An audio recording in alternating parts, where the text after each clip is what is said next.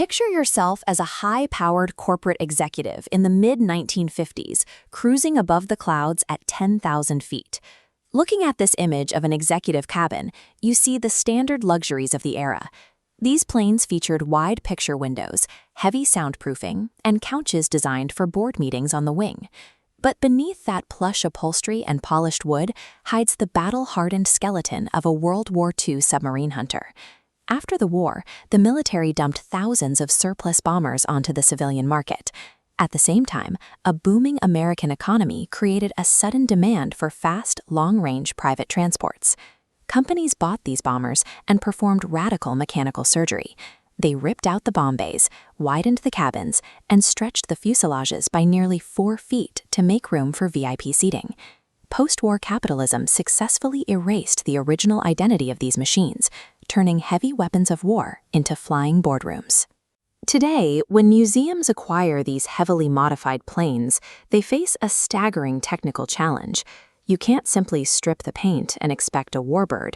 Restorers have to structurally demodify the airframe, undoing decades of extreme corporate alterations without collapsing the aluminum skeleton. Restorers rely on vintage archival manuals to navigate this structural breakdown safely. This catalog index from an original parts manual lists the service bulletins for models from Douglas, Howard, and Lockheed. These obscure documents act as the DNA maps for lost aircraft, showing where every original rivet and stringer was meant to go.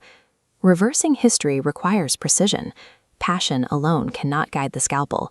Every cut must follow the exact data left by the original engineers. Consider the timeline of this specific aircraft. Lockheed PV-1 Ventura, bureau number 33327, seen here in its military prime.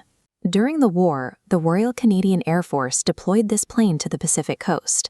It flew from bleak runways in Alaska and British Columbia, hunting Japanese submarines in freezing, hostile weather. It survived its combat tour. After the war, a pump company in Minnesota purchased and transformed it into a corporate Howard 350. Then began a bizarre gauntlet of survival.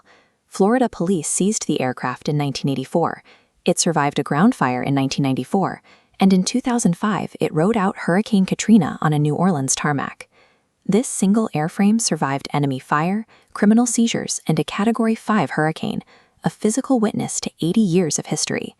In 2008, the plane reached the city of Irvine.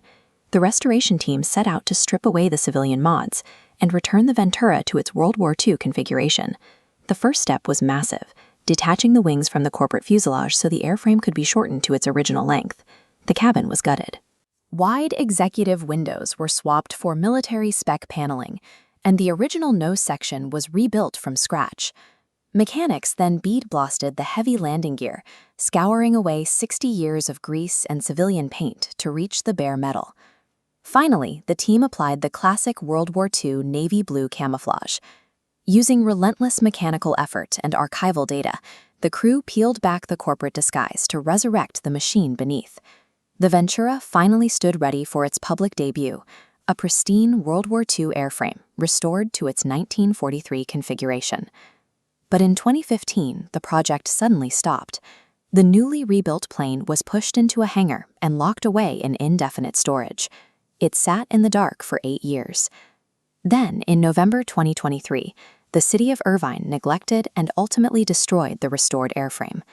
It survived sub-hunting in the Pacific, a police seizure, and a devastating hurricane, only to be killed by municipal bureaucracy.